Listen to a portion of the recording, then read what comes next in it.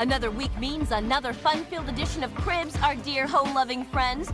We're bouncing around the country and making ourselves quite comfortable in a trio of new dwellings. First off, hello, Intrepid. I want to welcome you to my crib. No, it's not MTV Cribs, but this is a look inside. You can't see much but a window in the background. But this is a look inside the crib of Dr. Rayford. Today you're going to start reading a new text called An Occurrence at Owl Creek Bridge.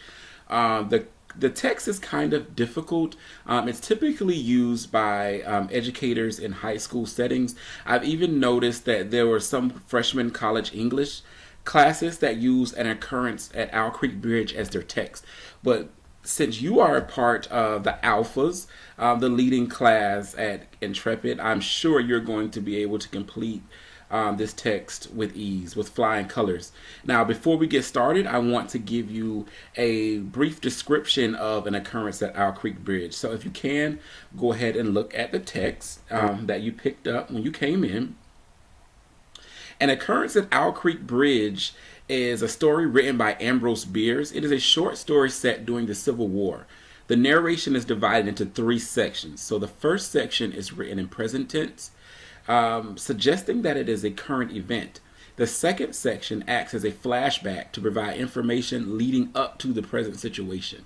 And the final section contains a frame story, which is a short story within a story. So what you're going to do first is read An Occurrence at Owl Creek Bridge from beginning to end. So you're going to read the story in its entirety, and then you are going to go through a close reading of the text. So before you begin the close reading, make sure you have read the entire text from beginning to end. So you're going to read it all by yourself and do your own annotations, summaries, using your dictionary, and completely read the text before you move on to step two. When you move on to step 2, you're going to begin that close reading. During that time, you're going to draw inferences, analyzing the setting, use direct and indirect characterization to analyze the development of a character, analyze how the point of view impacts the meaning of the story, identify theme by analyzing imagery, and determine how 2 themes interact and build on one another. So you're going to have a host of different objectives that you're going to have throughout the course of this week. And ultimately, by the end of this week, you would have finished all of the steps. So there should be a total of 1, 2, 3, 4, 5, 6 steps for this lesson.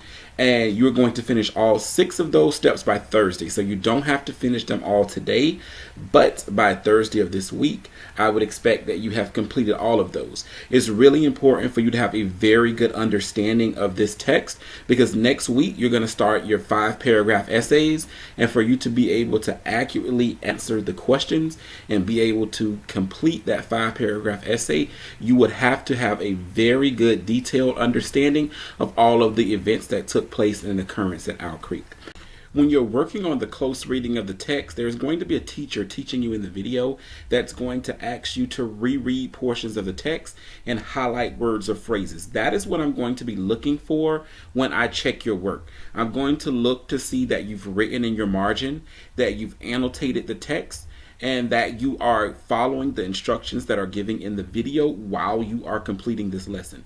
So if the instructor in the video asks you to go back and underline something, or to highlight that portion of the text, or to write on a sticky note or in the margin, I want you to do all of that writing in the margin, and as you are highlighting and underlining your text, I should see that you've marked the text completely up while you are working on this assignment. So again, you must do all of the annotating and highlighting and underlining of the text on the actual document. The way I'm going to know that you are actually completing this assignment is that I am going to see that you've done all of the highlighting and annotating on the text. If you have any questions, just raise your hand and I'll come around and help you. If you look behind you right now, I'm probably standing behind one of you watching as you're watching the video. I'm going to be here to help you with whatever questions you may have. Once again, make sure you read the text by itself in its entirety from beginning to end before you move to step 2. So you should be reading probably for the next 15-20 minutes before you even go to the next step of this lesson. You have until Thursday to complete all the steps of the lesson, so let's make sure you are diligently working towards getting that done. Raise your hand if you have any questions. Make sure you stay on task and go ahead and get started.